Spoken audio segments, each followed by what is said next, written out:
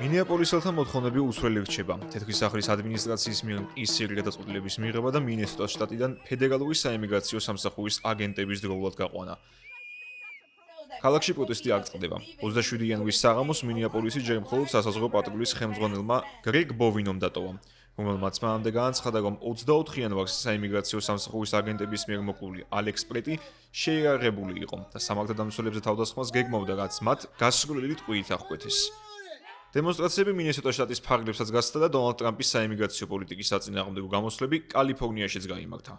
ვიდრე მოქალაქეთა მოთხოვნები უცვლელი რჩება, სამართალდამცველებსა და დემონსტრანტებს შორის კი მინეაპოლისში ჯერ კიდევ 7 იანვარს დაწყებული შეტაკებები არ ცხლება, ამერიკის პრეზიდენტი ქვეყნის მასშტაბით დანაშაული სტატისტიკის შემცირებაზე საუბრობს.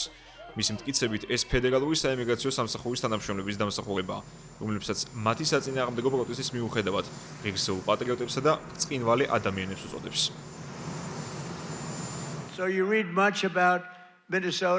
ბევრს კითხულობთ მინესოტას შესახებ, სადაც საზოგადოებისთვის შეუმჩნევლად ჩვენ მნიშვნელოვნად შევამცირეთ დანაშაულის მაჩვენებელი.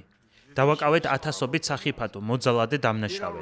თქვენ არ კითხულობთ მაგალითად ვაშინგტონზე, კოლუმბიის ოლქზე, სადაც დანაშაული ფაქტობრივად არ არსებობს. წელიწადნახევრის წინ კი იქ საშინელი ვითარება იყო. მემფისი, ტენესი, სადაც კატასტროფული მდგომარეობა გქონდა. ახლა კი ბევრად გაუმჯობესდა. ბოლო 2 თვის განმავლობაში დანაშაულის სტატისტიკა 78%-ით შემცირდა. ლუიზიანას გუბერნატორმა მთხოვა დახმარება ახალ ორლეანთან დაკავშირებით. იქაც კატასტროფული ვითარება იყო და სამ კვირაში მოახერხეთ დანაშაულის მაჩვენებლის 54%-ით შემცირება. ამის შესახებ არ კითხულობთ. ამ ყველაფერს კი მივაღწიეთ ამ შტატებიდან დამნაშავეთა გაყვანით. კოლუმბიის შტატიდან 2000-ზე მეტი დამნაშავე გავაძევეთ. მარტივია, თუ კი გახსოვთ, შტატის მოსახლეობის 2% იყო დამნაშავე დანაშაულების 90%-ისთვის. არც თუ ისე შეუძლებელია, არა? ბოლო 1 წელიწადში მოვახერხეთ ჩვენი ქვეყნის ისტორიაში მკვლელობების ყველაზე დიდი რაოდენობით შემცირება. ნარკოტიკული საშუალებით ზედოზირებით გამოწვეული სიკვდილიანობა 21%-ით შემცირდა. საუკეთესო შედეგს უნდა მივაღწიოთ.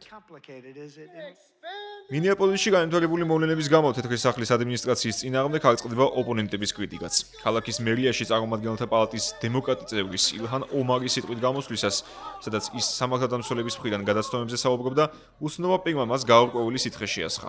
მოქალაქე ადგილზე დააკავეს. რამდენიმე საათით ადრე კი ილჰან ომარის პოზიცია დონალდ ტრამპმა გააკრიტიკა. ამ ბრძენ ადამიანს შეხედეთ?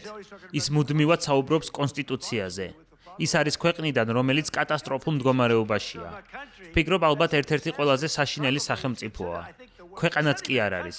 გონი მთავრობაც კი არ ხავს. მხოლოდ ერთ რამეში არიან კარგები, მეკობრეებში. თუმცა მგონი ამაშიც ვეღარ. იცით რატომ? რადგან მათ ვექცევით ზუსტად ისე, როგორც ნარკომოვაჭრეებს. ამერიკის პრეზიდენტის მწვავე განცხადებების ფონზე ქვეყნის პირველი ლედი საზოგადოებას ერთიანობისკენ მოუწოდებს და ამბობს, რომ პროტესტის უფლება აქვს ყველას, თუმცა თუ კი ის მშვიდობიან და კონსტიტუციურ ჩარჩოებში იქნება მოქცეული. ერთიანობა გვჭირდება და ამისთვის მოგიწოდებთ, ვიცი, ჩემს მეუღლეს პრეზიდენტს ჰქონდა შესანიშნავი სატელეფონო საუბარი მინესოტას გუბერნატორ ტიმ უოლტსა და მინეაპოლისის მერ ჯეიკობ ფრეისთან და ისინი ერთობლივად მუშაობენ არეულობის გარეშე მშვიდი ვითარების უზრუნველსაყოფად. ძალადობის წინააღმდეგ კი ვარ, ამიტომ გთხოვთ, თუ კი აპროტესტებთ, ეს მშვიდობიანად გააკეთეთ. ახლა ერთიანობა გვჭირდება. დონალდ ტრამპის გარდა კრიტიკის სამიზნე არის მისი მინისტრთა კაბინეტიც. დემოკრატის სენატორი უკმაყოფილოა ამერიკის შიდა უსაფრთხოების მდივნის განცხადებებით, რომელსაც სიძულვილის გაღვივებასა და არაკომპეტენტურობაში დასდო ბრალი, თუმცა თავი შეიკავა მისთვის იმპიჩმენტის გამოცხადების აუცილებლობაზე საუბრისგან. მისივე თქმით, დემოკრატები არ დაუჭერენ მხარს შიდა უსაფრთხოების სამსახურის დაფინანსების საკითხს. თუ კი სენატის შესაბამის კანონპროექტს არ მიიღებს, კვირის ბოლოს მთავრობა ნაწილობრივ შეაჩერებს მუშაობას. ალექს პრეტის სიკვდილის ამსახველი ინტერნეტში გავრცელებული მრავალი კადრი შემაწრწუნებელია. მათზე ჩანს, რომ ალექს 5 წამზე ნაკლებ დროში 10-ჯერ ესროლეს. მათზე ჩანს, რომ მას ხელში მხოლოდ მობილური ტელეფონი ეკავა.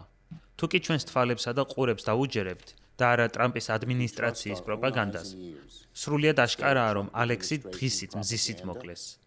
რასაც აკეთებენ საიმიგრაციო სამსახური და საზღვაო პატრული, მინეაპოლისა თუ ქვეყნის სხვა ქალაქებში, ეს არ არის საზღვრის უსაფრთხოების უზრუნველყოფა და მით უმეტეს არ არის მართლწესრიგის დაცვა.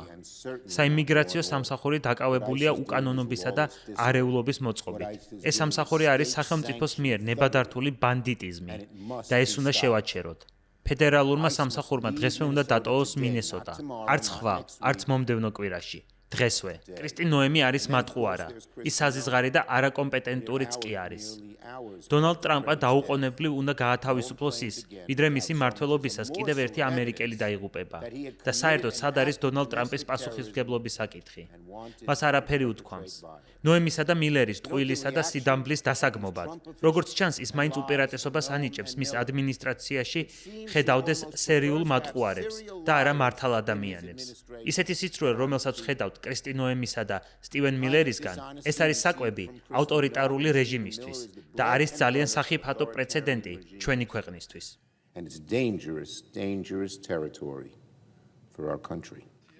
მინეაპოლისში განვითარებული პროცესების პარალელურად იტალიურმა მედიამ რომში ამერიკის საელჩოს წყაროების დაყრდნობით გაავრცელა ცნობა, რომლის თანახმადაც იტალიაში გასამართ ზამთრის ოლიმპიურ თამაშებზე ამერიკულ დელეგაციასთან ერთად მილანსა და კორტინაში ჩავლენ ფედერალური საემიგრაციო და საბაჟო სამსახურების თანამშრომლები. ქვეყნის შინაგანსაკუთრებათა მინისტრმა ამ ინფორმაციას უსაფუძვლო ჭორი უწოდა. ეს არაფრის მომცემი დისკუსიაა, რადგან ამჟამად ამერიკელებს ისევ როგორც ოლიმპიურ თამაშებზე არც ერთ სხვა დელეგაციას არ წარმოუდგენიათ რაიმე სიები და არ უთქვამთ იტალიაში ვინ იქნება მათი თანმხლები. დელეგაციის თანმხლები პირების ყოფნა ეს ჩვეულებრივი საკითხია. მარტივად რომ განვიხილოთ, როდესაც მე მოგზაურობ საზღვარგარეთ, ჩვენი ეროვნული პოლიციის თანამშრომლებიც თანმახლავს. თუმცა, მინდა დავაზუსტო, რომ განურჩევლად იმისა, როგორი იქნება ორგანიზებული დელეგაციის თანხლების საკითხი. იტალიაში არ იმოქმედებს არც ამერიკის ფედერალური საიმიგრაციო და არც საბაჟო სამსახური. აშკარაა, რომ საკმარისად კომპეტენტურები ვართ იმისათვის, რომ უზრუნველყოფთ საზოგადოებრივი უსაფრთხოება და მართლწესრიგი, რომ არაფერი ვთქვათ საიმიგრაციო კონტროლზე, რადგან საუბარია ღონისძიებაზე, რომელსაც ამასთან არაფერი აქვს საერთო. იმდენივე წლის დასაწყისიდან მინეაპოლისში საიმიგრაციო რეიდების ფარგლებში ფედერალური სამსახურის თანამშრომლებმა ორი პირი მოკლეს, თუმცა ორივე მათგანი ამერიკის მოქალაქე იყო. ხელისუფლების წარმომადგენლების განცხადებით, ორივე შემთხვევაში მათ არ ჰკვეთეს სამართალდამცველებზე თავდასხმის მცდელობები, რასაც თეთრი სახლის ადმინისტრაციის ოპონენტები თუ დემონსტრანტები კატეგორიულად უარყოფენ.